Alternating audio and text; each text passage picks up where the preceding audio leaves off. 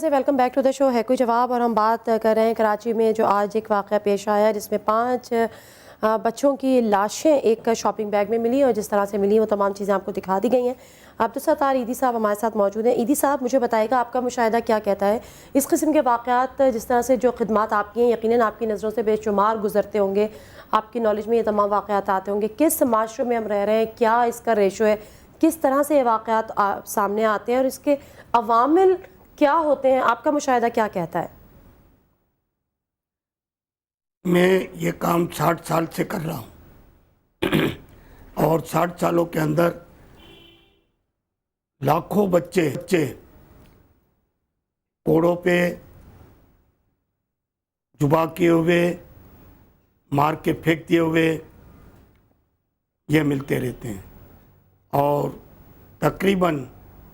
70,000 زندہ بچے ملے ہیں۔ اور آج بھی ہم سیاچین سے لے کر نگر پارک تلک، لاہور سے لے کر چمن تلک،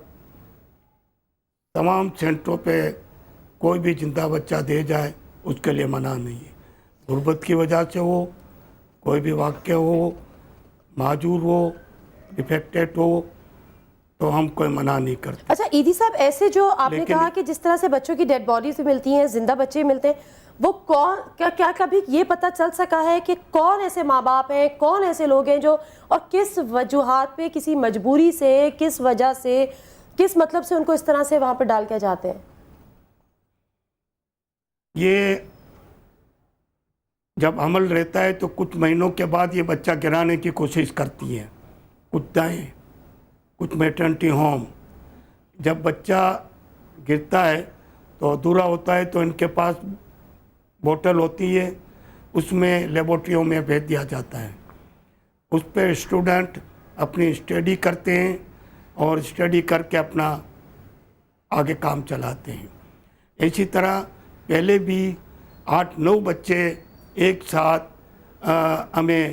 بوٹلوں کے اندر ملے ہیں، اور وہ بھی بچے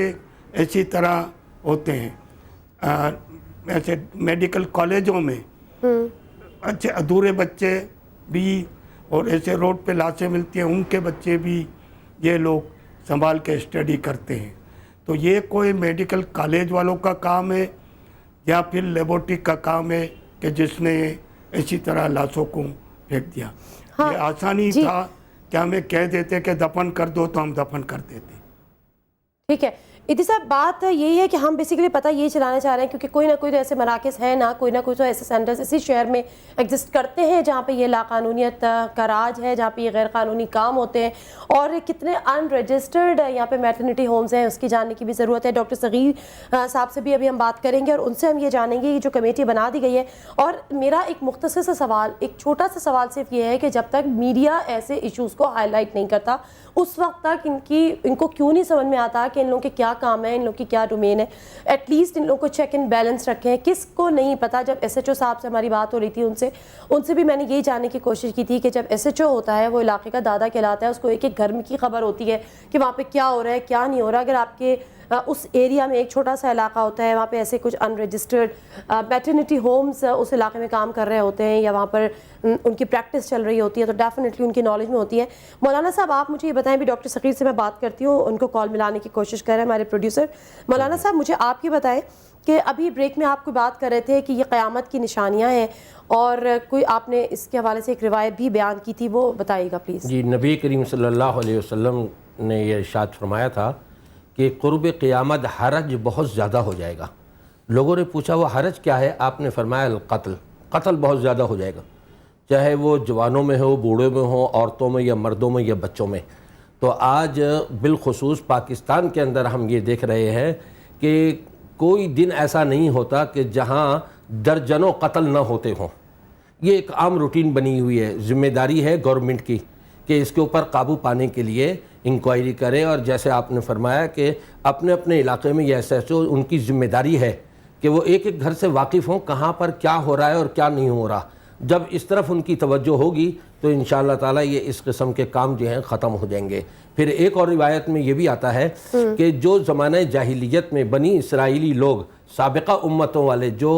ان میں خرابیاں تھیں وہ میری امت کے اندر آ جائیں گی، دوبارہ یہ ہو بہو ویسے ہی کرنے لگیں گے۔ تو آج وہی چیز آ رہی ہے، زمانہ جاہلیت کو انہوں نے اپنا لیا جبکہ علم رکھنے کے باوجود۔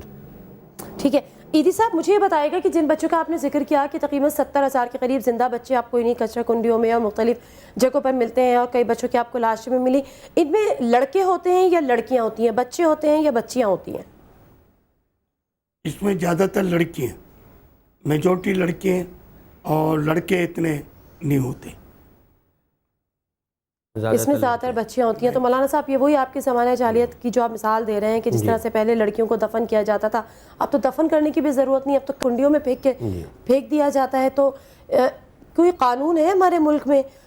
نظیم، میں بلکہ ہم جب اس پہ حوالے سے ریسرچ کر رہے تھے، ہمارے ایک لا ہے جو کہ لا آف ایبارشن ان پاکستان کہلاتا ہے، ابھی ڈاکٹر شیر شاہ صاحب ہمیں کچھ ہی لمحوں میں جوائن کریں گے تو ہم ان سے بات کریں گے، اور کلیئر اس میں لکھا ہوا ہے کہ abortion is illegal in Pakistan. Section 338 of Pakistan penal code provides that whoever causes women with child those organs، یعنی جو بھی خاتون ہیں جن کا اگر ایبارشن کیا گیا ہے یا ایبارٹ ان کو کرایا گیا ہے یا اگر وہ خود بھی کرتی ہیں، وہ استحقاق حمل ہی ہوتا ہے۔ جو اس کی سزا ہے وہ کم از کم 3 سال کی اس کی سزا ہے اگر اس عورت کو بتائے بغیر اس کا ایبارشن ہوتا ہے، اور اگر اس عورت کی مرضی سے ہوتا ہے تب تو اس کی سزا کم از کم 10 سال ہے۔ کتنی عام سی ہمیں یہ، کتنی عجیب سی ہمیں یہ بلکہ بات لگتی ہے کہ 3 سال عمر قید بھی ہے، 3 سال قید بھی ہے، 10 سال قید بھی ہے، لیکن کہیں ایسا کوئی قانون نہیں ہے۔ جب ہم ڈومیسٹک وائلنس کی بات کرتے ہیں، جب ہم ویمن رائٹس کے حوالے سے بات کرتے ہیں تو بلز بھی ہمارے سامنے آ رہے ہوتے ہیں، قومی اسمبلی کے بل بھی ہمارے سامنے ہوتے ہیں، بڑے فخر سے یہ بیان کیا جاتا ہے جی یہ حکومت یہ کام کر رہی ہے، لیکن پھر وہی بات ہم جب کریں گے کہ جب امپلیمنٹیشن کی بات آتی ہے، جب ہم فیلڈ میں جاتے ہیں تو ہمیں کہیں وہ قانون نظر نہیں آتا جس کے بڑے بڑے بل اسمبلیز میں پاس ہوتے ہیں۔ پی ایم اے کے ممبر ہیں ڈاکٹر شیر شاہ، مختصر سا بریک لیتی ہوں، بریک کے بعد وہ ہمیں